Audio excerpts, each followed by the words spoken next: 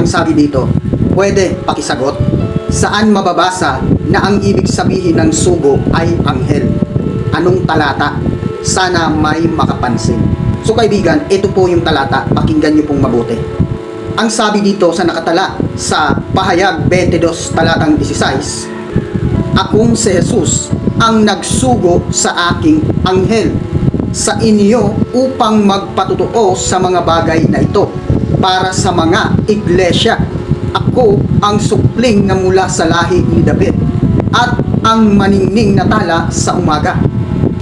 So kaibigan, ayon po sa binasa nating talata, ang sabi dito, si Kristo po ay nagsugo ng kanyang anghel upang magpatotoo sa mga bagay para sa mga iglesia.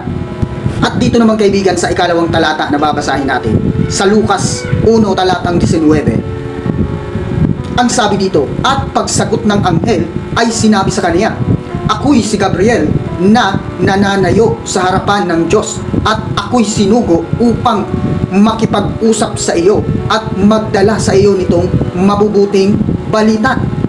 So kaibigan, ang sabi dito, si Gabriel po ay isang sinugo.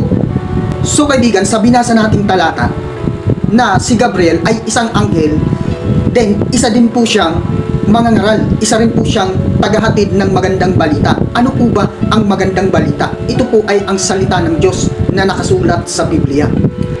Si Gabriel po ay isang anghel na isinugo bilang magpatotoo at magdala ng mga mabubuting balita. So ayun kaibigan, napakalinaw po ng ating binasa na ang ibig sabihin ng sugo ay anghel.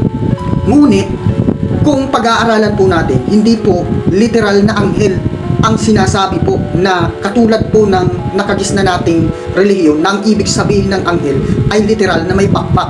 Ngunit ayon po sa talata sa Biblia, ang ibig sabihin po ng anghel o sugo ay ang mga tagapangaral ng salita ng Diyos.